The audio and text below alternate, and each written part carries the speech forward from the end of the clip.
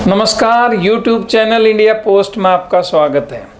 बचपन में हम कहानियाँ सुनते थे। एक राजा था और एक रानी, दोनों मर गए, ख़त्म हो गई कहानी। कुछ इसी तरह की कहानियाँ हमने बचपन में सुनी हैं, लेकिन ये कहानियाँ इतनी सी नहीं थी। इनमें बहुत सारे मोड़ भी होंगे और बहुत सारी लड़ाइयाँ भी होंगी। ज़्यादातर कहानियाँ ऐसे ही शुरू हुई और ख़त्म हो गई और हर कहानी छोड़ गई कुछ खंडर, ताकि हम जैसे लोग उन्हें देख देख कर उनके बारे में बीते दिनों की कल्पना करते रहें। तो आज हम बात करेंगे एक राजा, मुगल बादशाह फर्रुखसियार और उनकी रानी के बारे में, साथ में एक शीश महल जो उन्होंने बनवाया था उसके बारे में। किसी भी जगह का इतिहास उसके आज की धरोहर होता है। अब ये अलग बात है कि उसका आज उसे कैसे रखे और आने वाले कल को क्या दे। फर्रुखनगर में घुसते ही एक अनकही सी कहानी को सुनने का एहसास होने लगता है। एक प्राचीन शहर जो हमेशा तोपों की लपेट में रहा, कुछ टूटी फूटी हवेलियाँ, किले के दरवाजे और दरवाजे के अंदर लगे बाजार का सामान। फर्रुखनगर देश की राजधानी दिल्ली से कुछ ज़्यादा दूर नहीं है। दिल्ली एयरपोर्ट से महज 40 किलोमीटर दूर बसा हुआ है ये कस्बा, और सुल्तानपुर बर्ड सेंचुरी से बस थोड़ा सी आगे उसी रोड पर यह बसा हुआ है। जब हम फर्रुखनगर के अंदर दाखिल होते हैं तो सबसे पहले दिल्ली दरवाज़ा आता है। दिल्ली दरवाज़ा आज भी अच्छी हालत में है। दिल्ली दरवाजे के जो गेट हैं वो आज भी सुरक्षित हैं। बड़ी बड़ी लोहे के किलों वाले ये गेट आज भी 1857 की लड़ाई की दास्तान को बताते हैं। थोड़ा सा आगे चलें हम तो शीश महल है। थोड़ा सा आगे चलें तो शीश महल आता है। शीश महल में 3 और 2 मंजिला इमारतें हैं जिनमें बहुत सारे कमरे हैं। इसके उत्तरी तरफ किसी घर की दीवारें हैं। शीश महल जो किले के अंदर बनाया गया था, इसे फर्रुखसियार ने अपनी रानी के लिए बनवाया था। महल के मेहराबों और खंभों पर बहुत अच्छी पच्चीकारी थी जो अब नज़र नहीं आती। शीश महल की बारादरी में शीशे का काफ़ी काम था, जिसकी वजह से इसका नाम शीश महल पड़ा था। शीश महल के निर्माण में लाल बलुआ पत्थर, लखोरी ईंटों का इस्तेमाल किया गया था। इसकी 4 दीवारी में घुसने के लिए एक मेहराबदार दरवाजे से होकर गुजरना पड़ता है। 4 दीवारी में महल के बीचों बीच एक छोटी सी नहर नुमा बनी हुई है, जिसमें से पानी नज़दीक की बावड़ी से आता था। महल के खंभों और मेहराबों पर पच्चीकारी थी जो अब नज़र नहीं आती। शीश महल है, उसकी बारादरी में शीशे का बहुत अधिक काम था, जिसकी वजह से ही इसका नाम शीश महल पड़ा। मगर अब इसकी चमक काफ़ी कम हो गई है। शीश महल में बंदरों का डेरा रहता है। 2 मंजिला शीश महल की कई साल पहले तक कुछ मरम्मत की गई थी, हालांकि अब ये जर्जर हालत में है। इसके पीछे एक और बगल का हिस्सा है शीश महल के साथ, जो पूरी तरह ध्वस्त हो चुका है। यह महल 1857 तक आबाद था। महल के हिस्से धीरे धीरे गिर रहे हैं, खंडर हो रहे हैं। हरियाणा पुरातत्व विभाग हालांकि इस महल की देख रेख करता है, लेकिन मरम्मत के नाम पर यहाँ कुछ भी नहीं होता। महल के प्रांगण में पार्क की घास भी अब बिल्कुल सूख चुकी है। थोड़े बहुत फूलों के पौधे अवश्य मौजूद हैं। महल के आसपास आप देख सकते हैं कि दुकानें बन चुकी हैं। एक हिस्सा गिर रहा है। अंग्रेज़ों ने महल में कुछ पुनर्निर्माण करवाया था, वह भी जर्जर हालत में है। जीना जो किसी समय मजबूती के साथ खड़ा था, अब गिरने के कगार पर है। कैदी रखने वाली कोठरियां भी काफ़ी खस्ता हाल में हैं। महल के मुख्य द्वार पर बने निर्माण अब धीरे धीरे टूट रहे हैं। लोगों की बेरुखी कहें, सरकार की बेरुखी कहें, या पुरातत्व विभाग की बेरुखी, जिसके चलते धीरे धीरे हमारा ये इतिहास नष्ट हो रहा है, बर्बाद हो रहा है। कहते हैं कि इस शीश महल के नीचे एक खुफिया सुरंग भी है जो किले से बाहर कुछ ही दूरी पर स्थित एक बावड़ी तक जाती है, जहां रानी रोज नहाने के लिए जाती थी। सुरंग अभी भी मौजूद है, लेकिन इसे सुरक्षा कारणों से बंद कर दिया गया है। बावड़ी यह विशाल अष्टकोण से स्वयं को दर्शाती है। बावड़ी के 8 किनारों में से प्रत्येक के 3 मेहराब हैं। मध्य का सबसे ऊंचा है। 4 सीढ़ियां नीचे कुएं के तल तक जाती हैं। हालांकि बावड़ी अब बिल्कुल सूख चुकी है, कुआं भी अब सूख चुका है, और जो बावड़ी है इसकी बुनावट में मुगल काल की छाप साफ नज़र आती है। बावड़ी का रखरखाव भारतीय पुरातत्व विभाग द्वारा किया जाता है और इस वजह से ये बावड़ी काफ़ी अच्छी हालत में है और देखने योग्य भी है। फर्रुखनगर कभी नमक के व्यापार और घोड़ों के लिए विख्यात था। यहाँ शीश महल के अलावा और भी कई जगह हैं, कई भवन हैं, ऐतिहासिक भवन हैं, देखने लायक हैं। इनमें पुरानी बावड़ी, सेठानी की छतरी, दिल्ली दरवाज़ा, झज्जर दरवाज़ा, जामा मस्जिद इत्यादि कई सारे ऐसी भवन हैं जो देखने योग्य हैं। एक समय पर फर्रुखनगर मूडों के लिए भी प्रसिद्ध रहा है। यहाँ बहुतायत में मूडे बनाए जाते हैं। मूडे छोटे बच्चों से लेकर बड़े लोगों के बैठने तक। इसमें पीठ वाले मूडे भी बनाए जाते हैं और बगैर पीठ वाले भी। बहुत तरह की वैरायटी है, रंग बिरंगे मूडे हैं। हालांकि अब यहाँ सरकंडों की कमी की वजह से मूडे केवल बेचे जाते हैं। ये मूडे कहीं और गढ़गंगा जैसी जगह पर बनवाए जाते हैं। आज के दिन फर्रुखनगर मूडों की बिक्री का प्रमुख केंद्र है।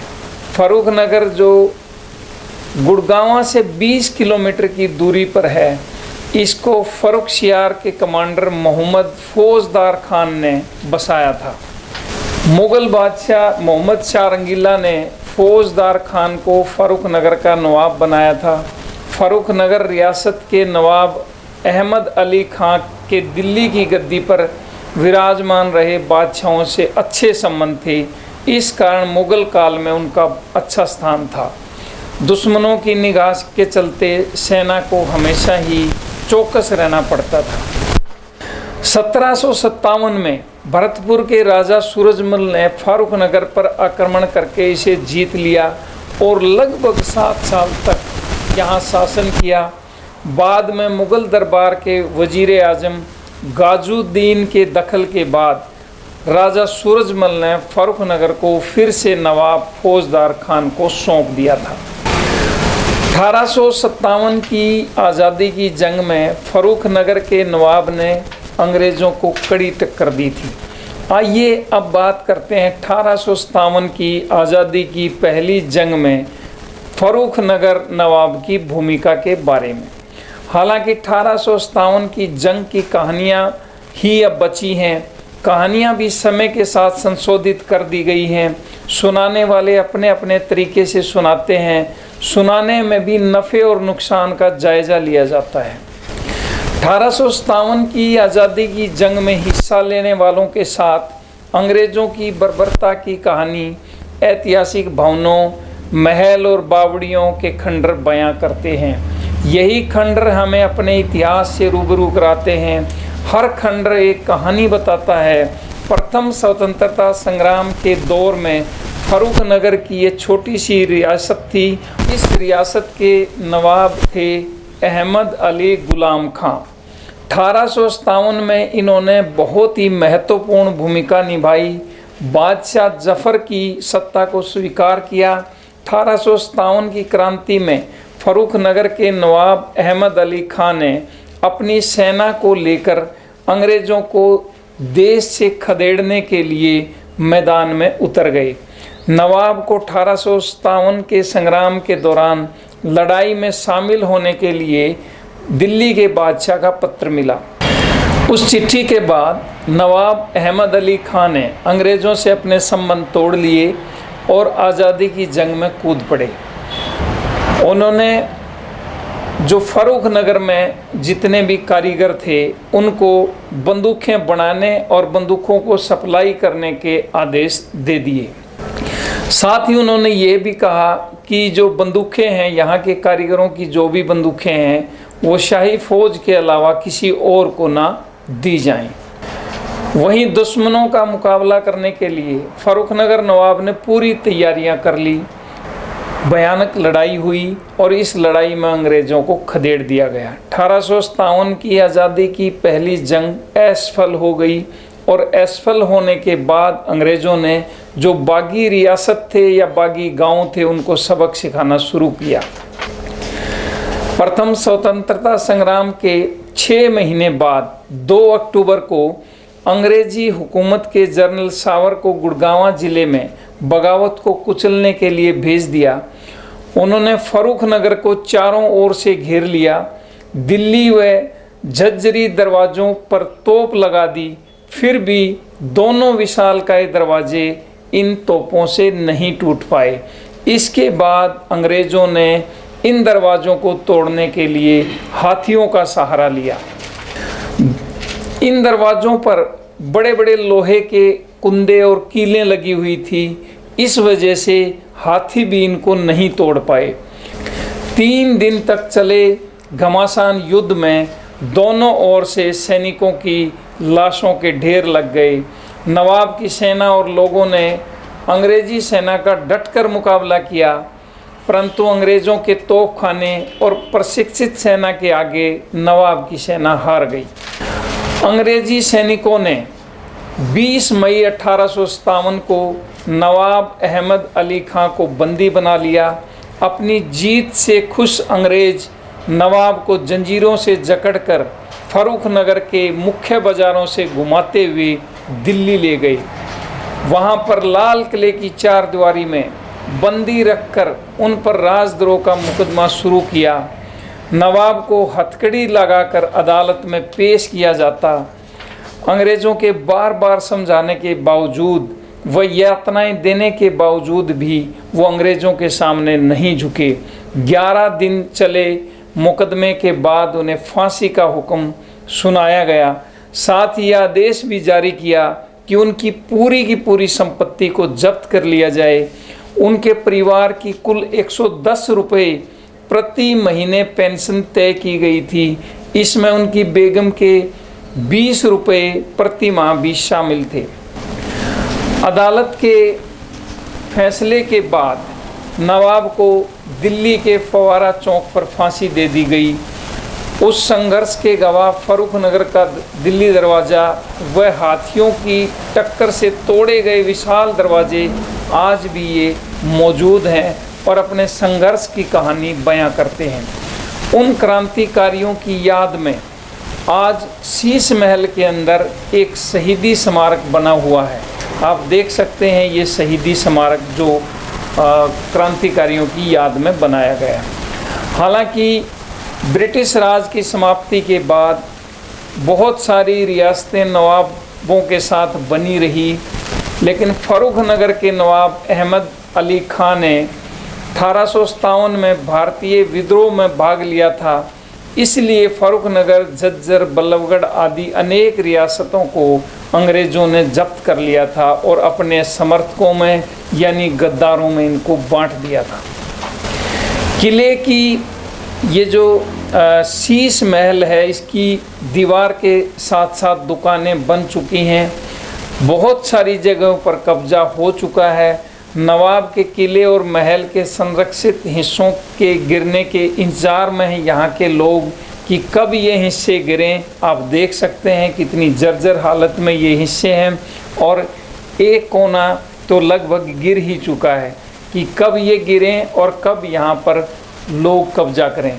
इतिहास जाए भाड़ में, यहाँ किसी को भी इन ऐतिहासिक भवनों से, महलों से, बावड़ियों से और हवेलियों से कोई सरोकार नहीं है। YouTube चैनल इंडिया पोस्ट के लिए मैं सुभाष अपने सहयोगी जगदीप के साथ। नमस्कार, मैं Subhash, YouTube channel India post में आपका स्वागत है। आज हम बात करेंगे ऐतिहासिक नगरी झज्जर के बारे में और 1857 के अंदर इस ऐतिहासिक नगरी झज्जर की क्या भूमिका थी। इतिहास उठाकर देखिए, हर जर्रा खून से भीगा हुआ दिखाई देगा। 1857 की आज़ादी की जंग जीतने में जहां देश के जवानों ने कोई कसर नहीं छोड़ी, वहीं अंग्रेज़ों ने भी क्रूरता की हद पार कर दी थी। स्वतंत्रता आंदोलन की आग में पूरा हरियाणा जल उठा था।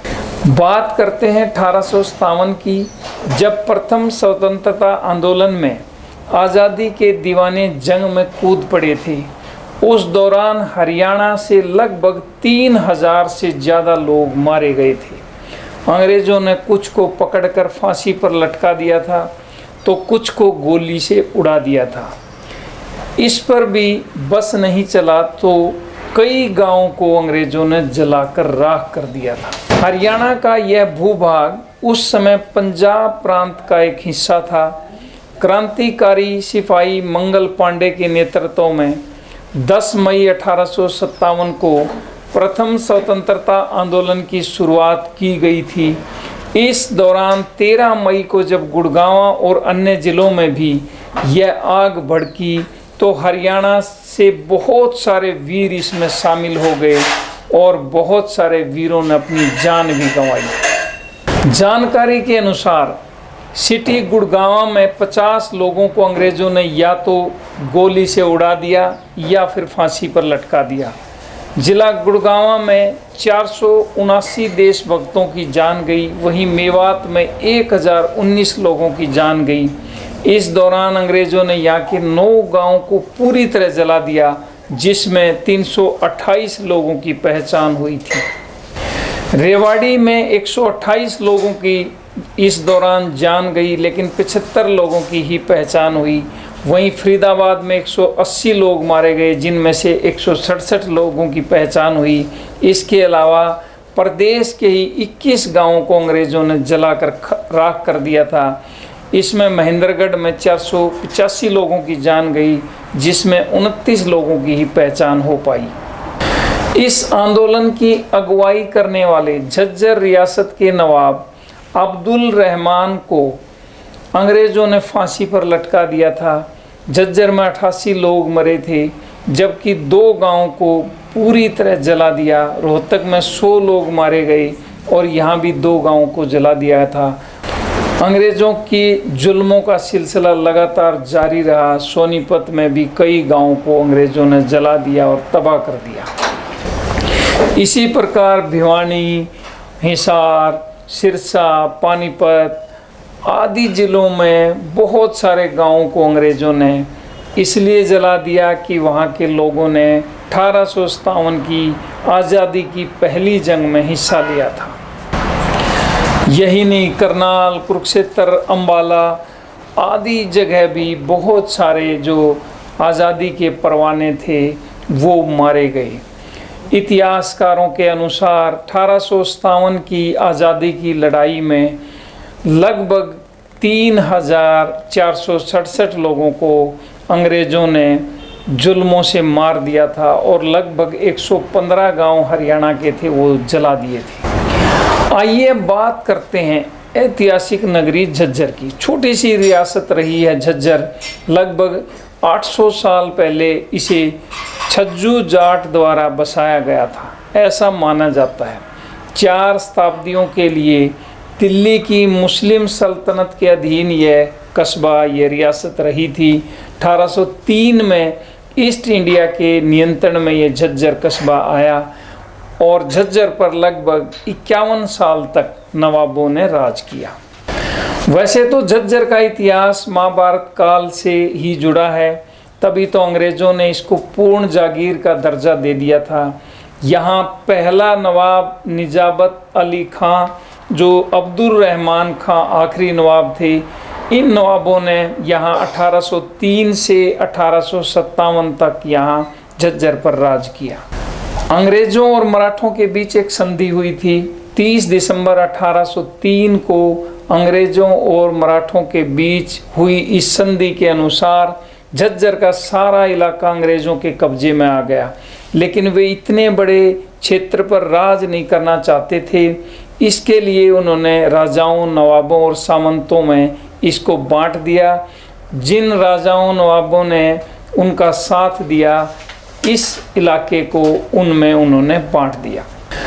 भारत के गवर्नर G.H. बार्लो ने 4 मई 1806 में एक फरमान जारी कर झज्जर को पूर्ण रियासत घोषित करते हुए नवाब निजामत अली खां को सशर्त इस इलाके को सौंप दिया। झज्जर के पहले नवाब के दादा मुस्तफ़ा खां हिंदुस्तान में मोहम्मद शाह के शासनकाल में आया था। उसने बंगाल के गवर्नर अलीवर्दी के खां के यहाँ नौकरी की। इन नवाबों में सबसे अच्छा जो शासक माना जाता है वो अब्दुर रहमान थे। फैज़ मोहम्मद ने अपने पिता की मौत के बाद शासन किया। इस बीच 1815 से 1838 तक अंग्रेज़ों ने इस क्षेत्र को काट छांट दिया। झज्जर के जो आखिरी नवाब थे अब्दुर रहमान, इन्होंने 1845 से 1857 तक राज किया। इनकी गिनती सबसे अच्छे नवाबों में होती है।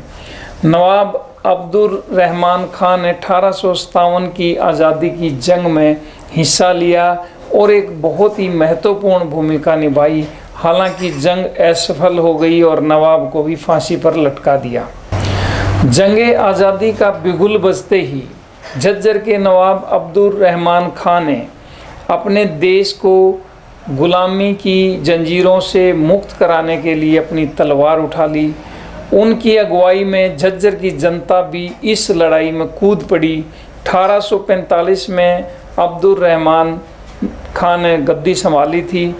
उन्होंने अपने जो उनके पिता थे वो काफ़ी विलासी थे, क्रूर थे और जनता उनसे काफ़ी पीड़ित थी, तंग थी। उनकी मौत के बाद वो गद्दी पर बैठे थे। उनके सामने बहुत सारी चुनौतियां थी। चुनौतियां ये थी कि जनता के अंदर विश्वास बहाल करना। गद्दी संभालते ही सबसे पहले नवाब अब्दुर रहमान खान ने किसानों का लगान समाप्त किया और अपना पूरा ध्यान इस झज्जर रियासत को सुव्यवस्थित करने में लगा दिया। कुतानी के श्यालू सिंह, झज्जर के पंडित राम रिछपाल सिंह और दीवान और बादली के चौधरी गुलाब सिंह को अच्छे पद देकर प्रशासन को सुचारू रूप से चलाने में उनकी मदद ली। नवाब अब्दुर रहमान खां के कुशल प्रबंधन के साथ साथ उन्होंने इमारतें भी बहुत अच्छी बनवाई, तालाब भी बनवाए। उनकी रुचि इमारतें बनवाने में काफ़ी ज़्यादा रुचि थी। इसलिए झज्जर में जो भी इमारतें हैं, आप ये जो खंडर हैं, ये पीछे मेरे आप देख सकते हैं, ये सारे की सारी इमारतें नवाब अब्दुर रहमान खां के द्वारा ही बनवाई गई थी। इन्होंने झज्जर में बेगम महल, झज्जर की जामा मस्जिद का मुख्य द्वार, छुच्छकवास में महल, तालाब और बहुत सारे इमारतों का निर्माण करवाया। मुग़ल और भारतीय शैली में बनी ये इमारतें प्राचीन कलात्मक कारीगरी के नायाब नमूने के रूप में विख्यात हैं। आप इन भवनों को देख सकते हैं, इनकी कारीगरी देख सकते हैं। ये मुग़ल कालीन छाप इन इमारतों पर साफ दिखाई देती है। जब बहादुरगढ़ के नवाब इस्माइल खां सौरक्षिधार गए तो बहादुरगढ़ रियासत का काम भी नवाब अब्दुर रहमान खान ने ही संभाला। उस समय नवाब इस्माइल खां के जो बेटे थे जंग बहादुर, उनकी उम्र महज 2.5 वर्ष ही थी। बालिग होकर जंग बहादुर ने अपना हक मांगा तो नवाब अब्दुर रहमान खान ने दादरी का इलाका रखकर बाकी बहादुरगढ़ रियासत उनको वापस लौटा दी। 1855 में नवाब अब्दुर रहमान खान ने धीरे धीरे अपनी फ़ौज बढ़ानी शुरू कर दी और शहर के बाहर एक छावनी बनवाई। इस छावनी में सैनिकों की परेड करवाई जाती थी, उनसे गोला बारूद का प्रशिक्षण करवाया जाता था, हथियार चलाने की ट्रेनिंग दी जाती थी। झज्जर के नवाब ने किले पर तोप भी चढ़वा दी थी। नवाब ने 1857 की जंगे आज़ादी की पूरी तैयारी कर ली। छावनी में हर रोज़ फौजियों की परेड होती। गांव छुच्छकवास में फौजी गोलीबारी का अभ्यास करते थे। नवाब के दिल में दिनों दिन अंग्रेज़ों के प्रति आक्रोश बढ़ रहा था। जब आखिरी मुगल सम्राट बहादुर शाह जफर ने अंग्रेजों को देश से निकालने का बीड़ा उठाया तो सबसे पहली प्रतिक्रिया झज्जर में ही हुई। झज्जर के नवाब ने तुरंत बहादुर शाह जफर का साथ देने का ऐलान कर दिया। इसका सबूत अवध की बेगम केसर का लिखा केसरनामा है, जो काकोरी के अमीर महल के पुस्तकालय में आज भी सुरक्षित है। 10 मई 1857 को जब मेरठ में क्रांति का शंखनाद हुआ तो उसकी गूंज दूर दूर तक सुनाई दी। उनका मकसद बहादुर शाह जफर की अगुवाई में अंग्रेजों के खिलाफ एकजुट होना था। क्रांतिकारियों के दिल्ली पहुंचते ही अंग्रेज घबरा गए। उन्होंने झज्जर के नवाब से 500 फौजियों और तोपखाने की मदद मांगी ताकि बाकी क्रांतिकारियों को मेरठ से दिल्ली पहुंचने से रोका जा सके। नवाब ने बहाना बनाकर मदद भेजने से इनकार कर दिया। दूसरी ओर नवाब ने अपने ससुर अब्दुल समद खां की अगुवाई में कुछ फौजी बादशाह जफर की मदद के लिए दिल्ली रवाना कर दिए। जब दिल्ली के कमिश्नर एस्प्रेसर को क्रांतिकारियों ने कत्ल कर दिया, मेटकाफ पर हमला कर दिया, तो वे जान बचाकर भागे और छिपते छिपाते झज्जर पहुँचे। वो अपने बच्चों के साथ झज्जर आए। हालांकि नवाब ने उन्हें आश्रय दिया और आधे अधूरे मन से छुच्छकवास के महल में भिजवा दिया। अंग्रेजी हुकूमत का साथ देने का नाटक करने के साथ साथ नवाब अब्दुल रहमान खां, बहादुर शाह जफर, राजा नाहर सिंह जैसे क्रांतिकारियों के लगातार संपर्क में रहे। काकोरी के अमीर महल में रखा केसरनामा इसका प्रमाण है। नवाब अब्दुल रहमान खां की फ़ौज अंग्रेज़ी फ़ौज को हरा सकती थी, लेकिन नवाब के सलाहकारों ने उन्हें आत्मसमर्पण करने की सलाह दी और उन्होंने आत्मसमर्पण कर दिया। नवाब ने छुच्छकवास स्थित अपने महल पर कर्नल लॉरेंस के सामने आत्मसमर्पण किया। 8 अक्टूबर को झज्जर के किले पर ब्रिटिश झंडा फहरा दिया गया। धन धान्य से पूर्ण झज्जर नगर को लूट लिया गया। अंग्रेज़ों ने इसमें लूट कर आग लगा दी। नवाब की लाखों रुपए की संपत्ति के अलावा गायें, भैंस, घोड़े सब लूट लिए गए। लूटपाट करने के बाद अंग्रेज़ों ने बहुत सारे लोगों को, जिन्होंने 1857 की आज़ादी की जंग में हिस्सा लिया था, उन्हें फांसी पर लटका दिया और नवाब के खिलाफ मुकदमा चलाया गया। फौजी आयोग के सामने नवाब को पेश किया गया। इस एक तरफा मुकदमे की पहली पेशी 14 दिसंबर 1857 को लाल किले के रॉयल हॉल में हुई और दूसरी पेशी 17 दिसंबर 1857 को हुई और एक पूर्व नियोजित षड्यंत्र के तहत नवाब को फांसी की सज़ा सुना दी गई। नवाब पर 3 मुकदमे चलाए गए। नवाब अब्दुल रहमान खान ने अंग्रेजी सरकार के खिलाफ विद्रोहियों की मदद की और जहां मार्शल लॉ लागू था वहां विद्रोह करने और कराने की कोशिश की। नवाब अब्दुल रहमान खान ने विद्रोहियों को फौज, शरण और धन दिया। नवाब ने सरकार को धोखा देने के लिए विद्रोहियों के साथ पत्र व्यवहार भी किया। ऐसा आरोप अंग्रेजी फौजी अदालत में उनके ऊपर लगाया गया। इस तरह के और भी कई मनगढ़ंत आरोप लगाए गए और 23 दिसंबर 1857 को क्रांतिकारी नवाब अब्दुल रहमान खां को दिल्ली के लाल किले के सामने चांदनी चौक पर सरेआम फांसी पर लटका दिया गया। आज़ादी का यह परवाना हंसते हंसते शहीद हो गया।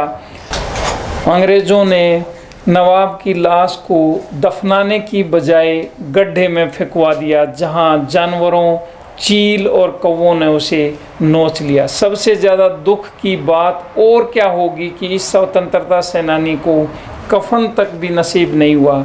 उनकी रियासत के टुकड़े टुकड़े करके अंग्रेज़ों ने अंग्रेजी सरकार की मदद करने वाले राजाओं, नवाबों और जागीरदारों में बांट दिए। झज्जर की प्रसिद्ध नवाबी का इस तरह अंत हुआ।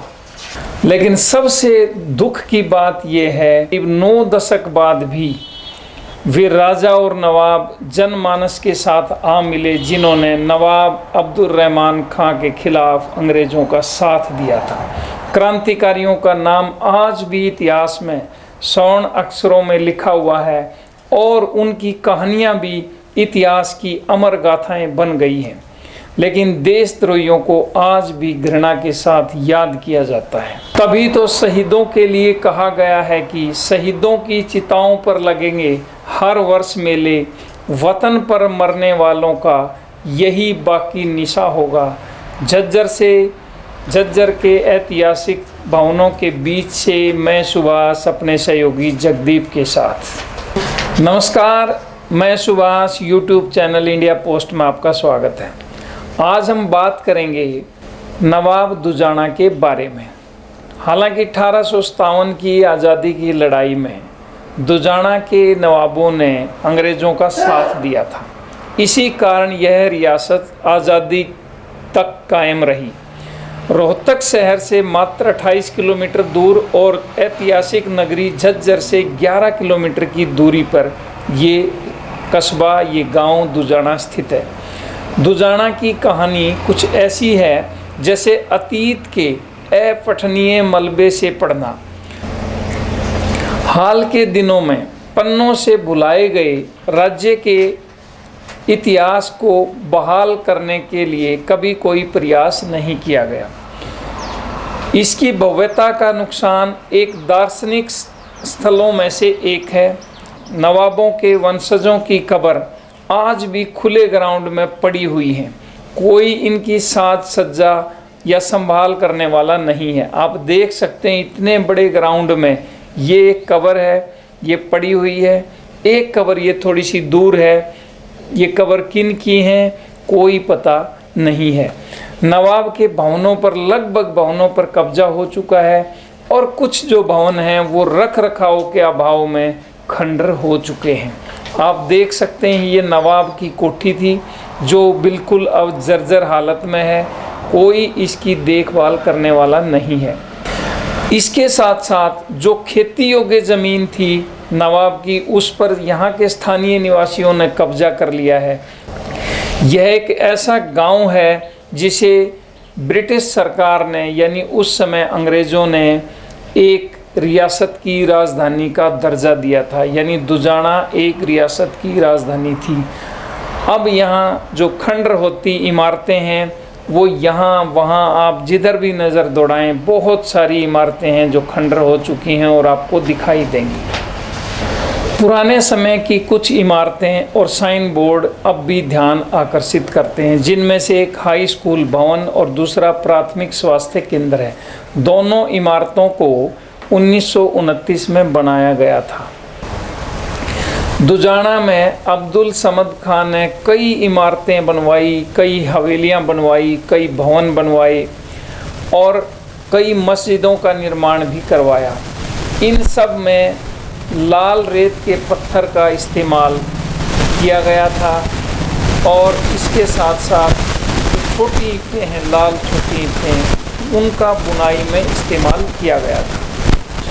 दुजाना में एक समय पे छोटी बड़ी 30 के करीब मस्जिदें थी, लेकिन अब इनमें से ज़्यादातर या तो टूट चुकी हैं, खंडर हो चुकी हैं या बहुत सारी बिल्कुल नष्ट हो चुकी हैं। उस समय जो भी भवन बनवाए गए थे उनमें लखोरी ईंटों का और चूने का इस्तेमाल किया गया था।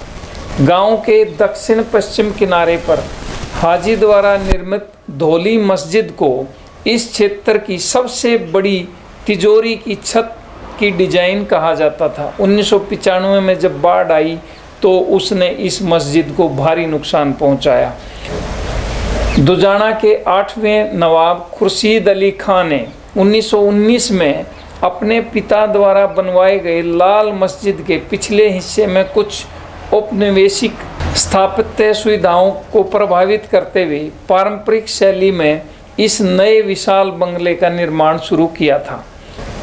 ये बंगला पूरा हो चुका था, लेकिन अब ये बंगला बिल्कुल खंडर हो चुका है। बंगले के साथ वाली कोठी आप देख सकते हैं बिल्कुल जर्जर हालत में है। 8वें नवाब खुर्शीद अली खान ने 1919 में विशाल बंगले और एक कोठी का निर्माण किया। हालांकि यह बंगला अब बिल्कुल खंडर हो चुका है, कोठी भी बिल्कुल जर्जर हो चुकी है।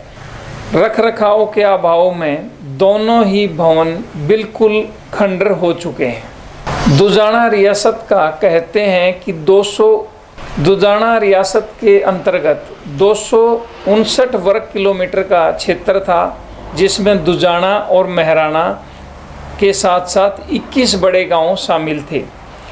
अंग्रेज़ों ने यहाँ के नवाब को 25 घुड़सवारों और 140 पैदल सैनिकों को बनाए रखने की अनुमति दी थी और उन्हें एक संधि के साथ 4 तोपों का उपहार भी दिया था।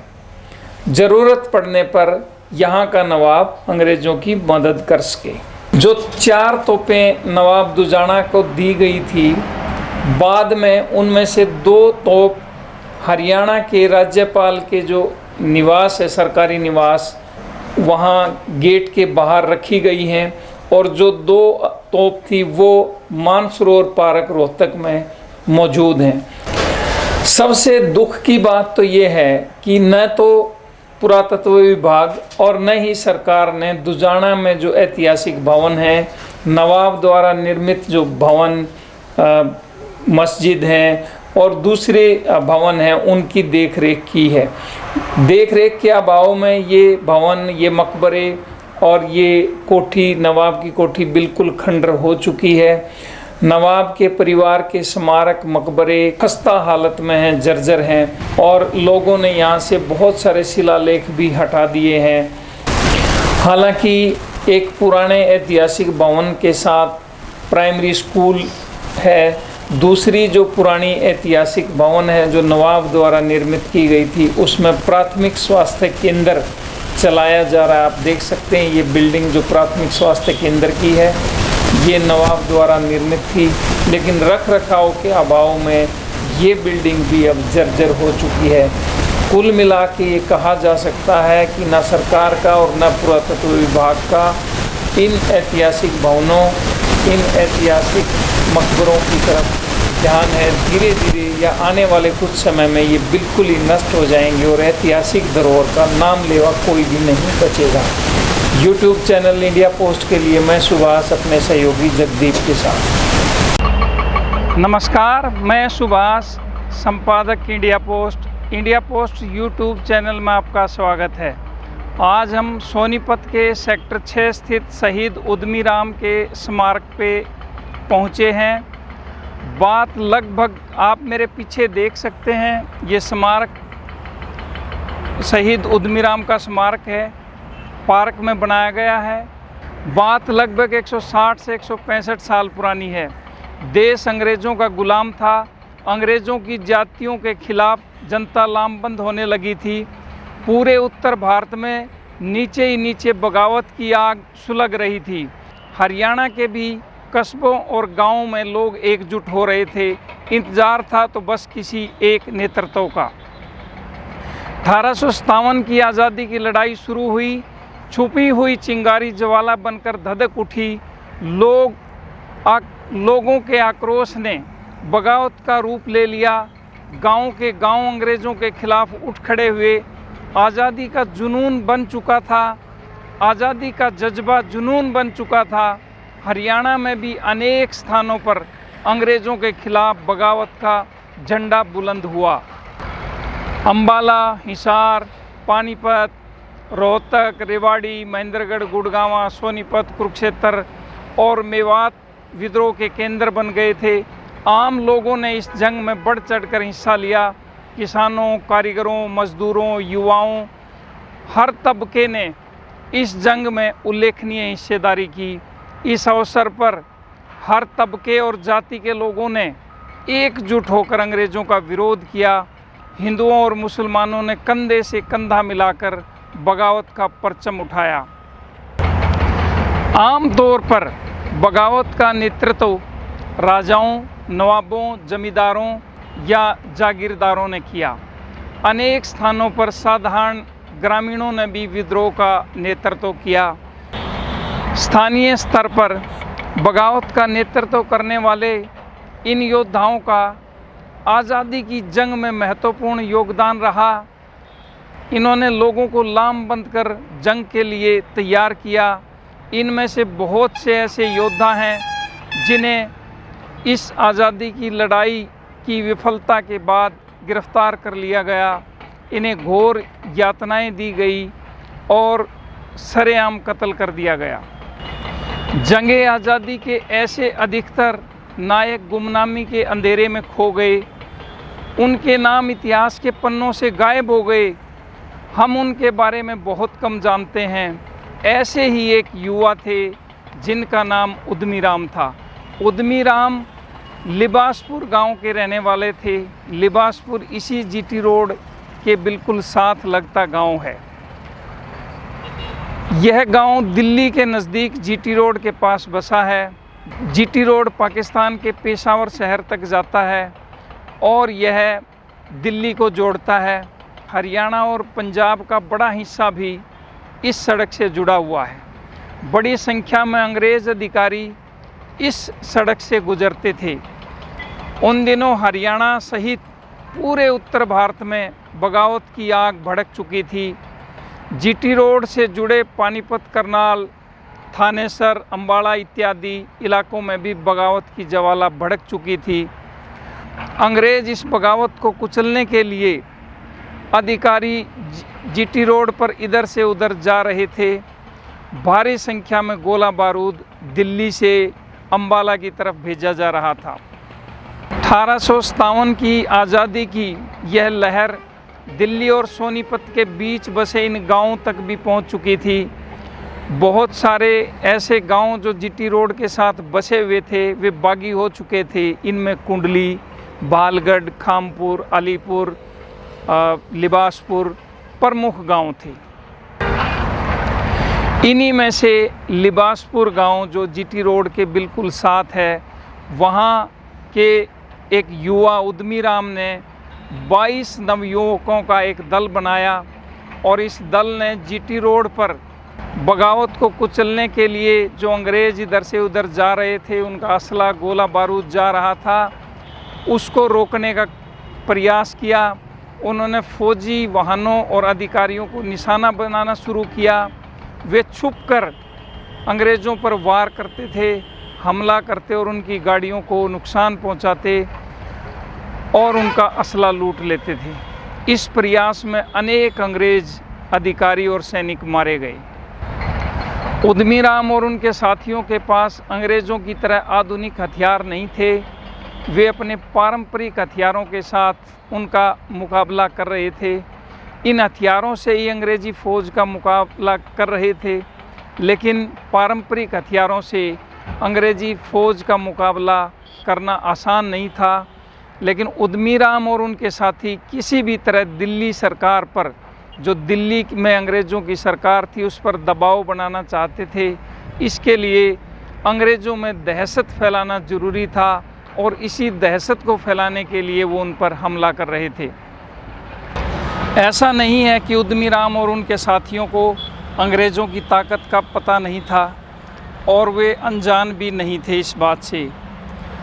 बगावत का मतलब था अपनी जान की बाजी लगाना, लेकिन उद्यमी राम और उनके साथी तो सिर पर कफन बांध चुके थे। वे बलिदान के लिए तैयार हो चुके थे। अब तो उनके सामने एक ही लक्ष्य था, अंग्रेज़ी साम्राज्यवाद से मुक्ति और देश की आज़ादी। एक दिन एक अंग्रेज़ गाड़ी से जीटी रोड पर जा रहा था, साथ में उसकी पत्नी भी थी। ये लोग दिल्ली से पानीपत की तरफ जा रहे थे।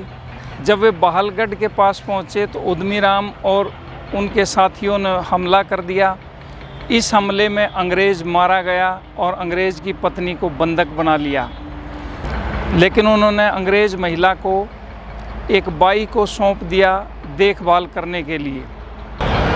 इस घटना का समाचार तुरंत आसपास के गांव में भी फैल गया। दूसरे गांव से भी बागी लिबासपुर पहुंच गए। सब ने उद्यमी राम और उसके साथियों का भरपूर समर्थन किया। अंग्रेज़ों के खिलाफ जंग को और तेज़ करने का निर्णय लिया गया। कहते हैं कि राठदना गांव के एक व्यक्ति ने भी इस घटना के बारे में सुना कहा जाता है कि वो व्यक्ति अंग्रेज़ों का मुखबिर था। उसने लिबासपुर आकर घटना की पूरी जानकारी ली, अंग्रेज़ों का विरोध करने वाले क्रांतिकारियों की पूरी सूची तैयार की। फिर वह बहालगढ़ में उस महिला के पास पहुंचा जहां अंग्रेज़ महिला को रखा गया था। उसने उस बाई से बातचीत की और ये पता किया कि अंग्रेज़ पर किन किन ने हमला किया था। उस बाई ने उद्यमीराम और उनके साथियों के बारे में जानकारी दी। उसने बताया कि उद्यमीराम, गुलाब, जसराम, रामजस और रतिया आदि ने उसके पति को मारा है। राठधना गांव के उस मुखबिर ने उद्यमीराम और उद्यमीराम के उन साथियों के नाम अंग्रेज़ों को बताए। उसके साथ साथ उस अंग्रेज़ महिला को पानीपत में जो अंग्रेज़ी कैंप था वहाँ तक पहुँचाने में मदद की।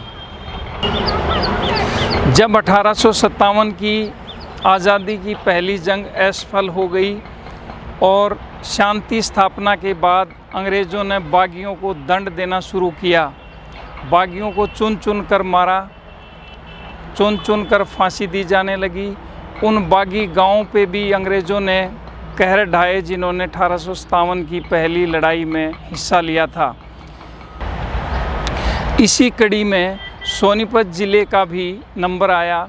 अंग्रेज़ी सेना ने बगावत में भाग लेने वाले मुरथल गांव को जमकर लूटा। यही हाल कुंडली का किया। कुंडली के 11 लोगों को मौत की सज़ा सुनाई। सुरता, जवाहरा और बाजा 3 लोगों को काले पानी की सज़ा सुनाई गई। 8 लोगों को 1 साल के लिए कैद में डाल दिया गया। गांव की ज़मीन को अपने एक मुखबिर को नीलामी में सौंप दिया गया। यह ज़मीन आज तक गांव वालों को नहीं मिली। अंग्रेज़ों ने कुंडली वासियों को सरकारी नौकरी देने पर भी प्रतिबंध लगा दिया।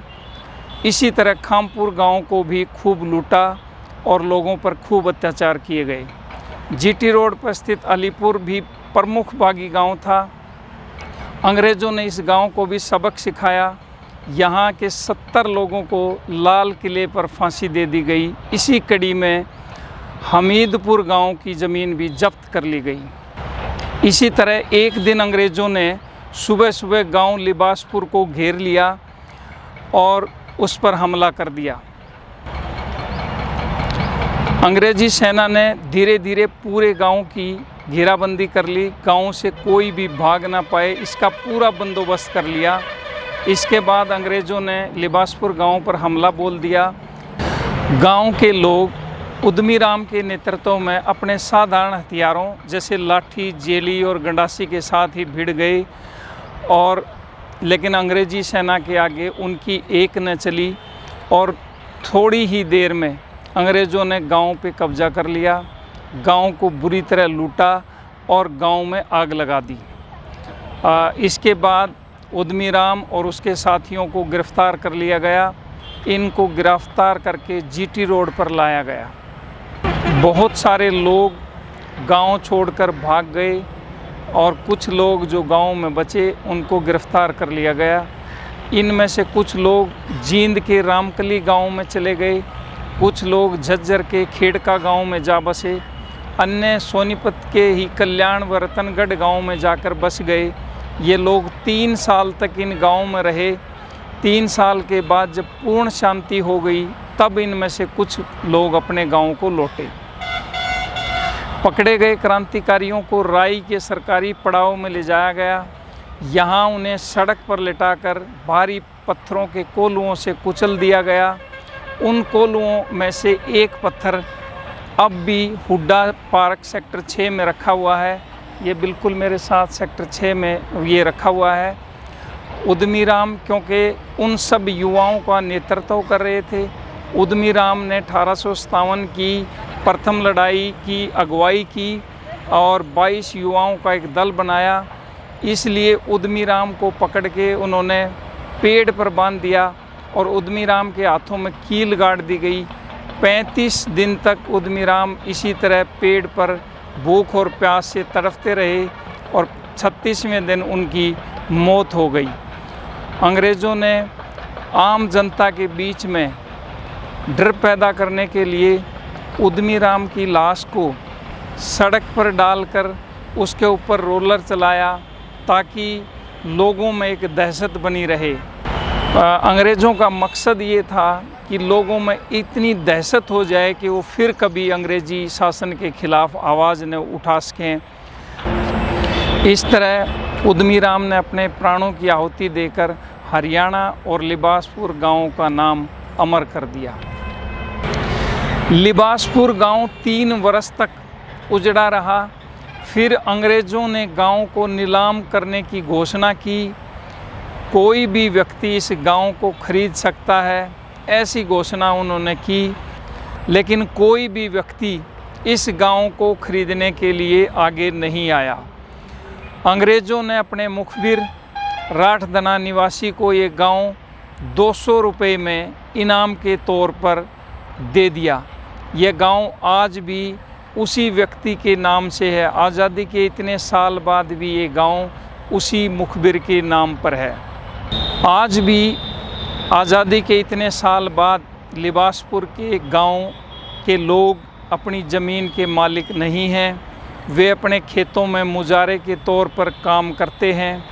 उद्यमी राम, जसराम, राम जस, सहजराम और रतिया की पीढ़ियाँ गांव में ही रह रही हैं। आज़ादी की लड़ाई लड़ने वाले अपने पूर्वजों का नाम सुनकर बेशक वे गर्व से भर जाते हैं, लेकिन शहीदों के प्रति जो बेरुखी है, सरकार की बेरुखी है, लोगों की जो बेरुखी है, वो कहीं ना कहीं उन्हें पीड़ा देती है।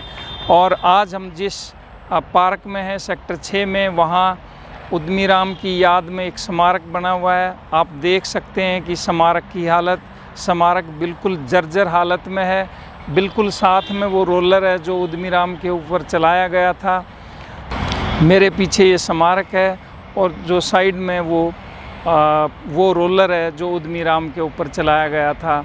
लेकिन लोगों की बेरुखी और सरकार की बेरुखी के चलते आज ये जर्जर हालत में उनका स्मारक है।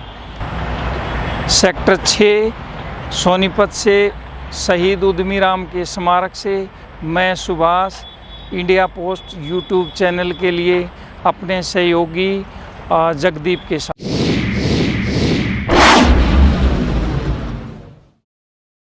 नमस्कार, यूट्यूब चैनल इंडिया पोस्ट में आपका स्वागत है।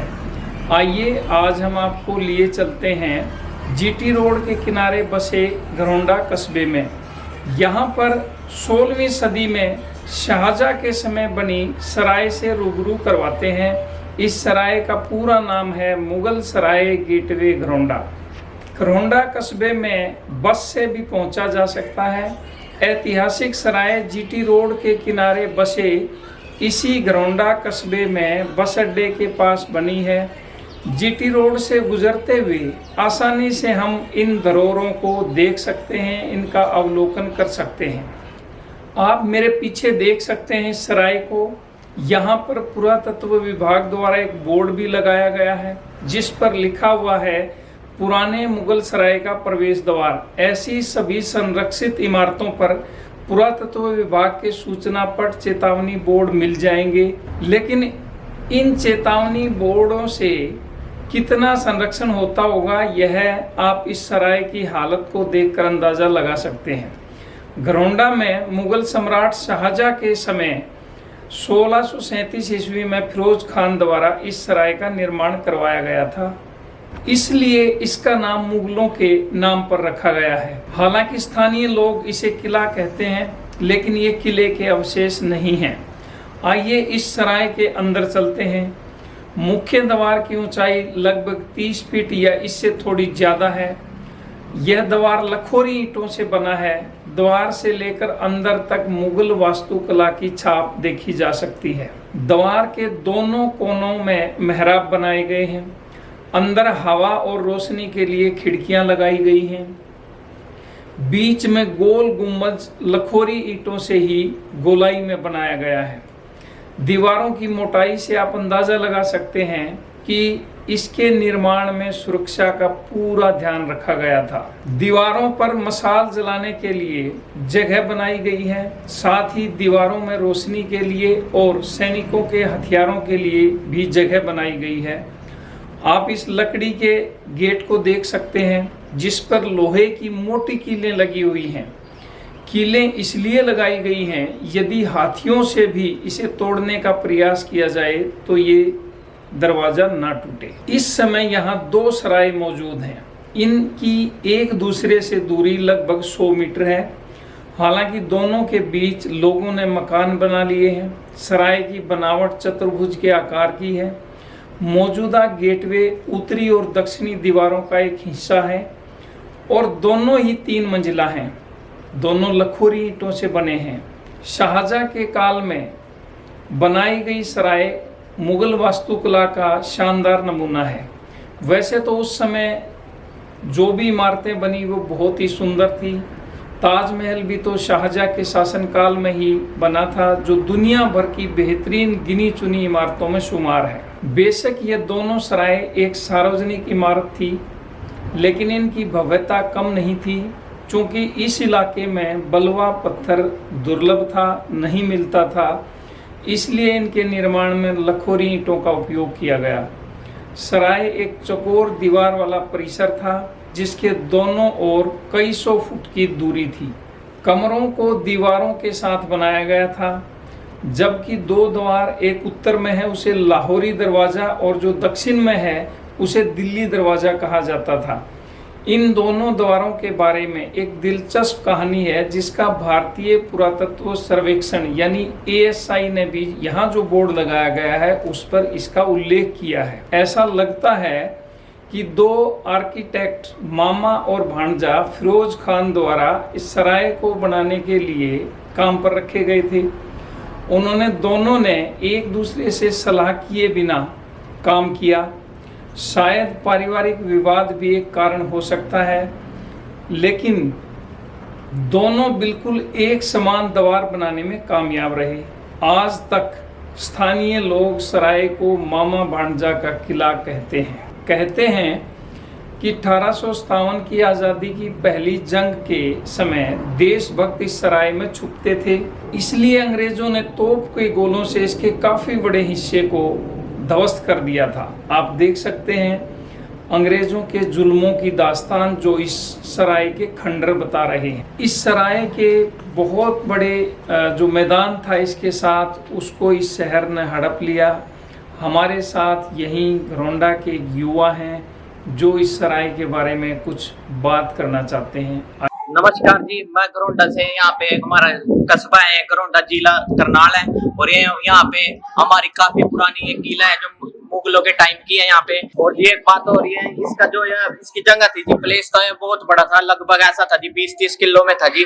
लेकिन अब जो समय के कारण लोगों ने इसको मतलब अपने कब्र में कर लिया, अपना दबा ली है इसकी। यहाँ पे जो दिल्ली दरवाजे की पश्चिमी दीवार उखड़ गई है, काफी बड़ा हिस्सा वो नष्ट हो चुका है। यहाँ पर उगे झाड़ जंखाड़ परिसर में बिखरी गंदगी दिखाती है कि हम अपनी धरोहरों के प्रति कितने सजग हैं। हालांकि लाहौरी दरवाज़ा अभी भी समय के थपेड़ों को सहते हुए कुछ ठीक हालत में है। दोनों द्वार अपने आप में कई कमरों, दीर्घाओं और सीढ़ियों से युक्त हैं। लाहौरी दरवाजे के ऊपर सीढ़ियों द्वारा छत पर चढ़ना अभी भी संभव है। लाहौरी दरवाजे की छत से 100 मीटर की दूरी पर स्थित दिल्ली दरवाज़ा बिल्कुल खस्ता हाल में दिखाई देता है। हमारी ऐतिहासिक धरोहरें नष्ट हो रही हैं। प्रशासन की अनदेखी की वजह से दिल्ली दरवाज़ा खस्ता हाल में है। शराब पीने वालों और आवारा तत्वों का ये ठिकाना बना हुआ है। नष्ट हो रही इन ऐतिहासिक धरोहरों से जनता को कोई सरोकार नहीं। ये इमारतें खड़ी रहें तो भी ठीक और ये गिर जाएं तो भी ठीक। YouTube चैनल इंडिया पोस्ट के लिए मैं सुभाष अपने सहयोगी जगदीप के साथ।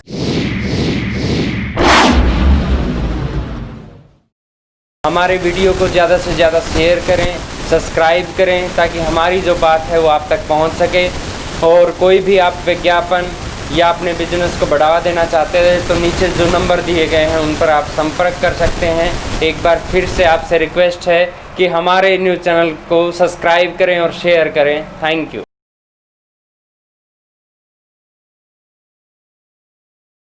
Subscribe now and press the bell icon.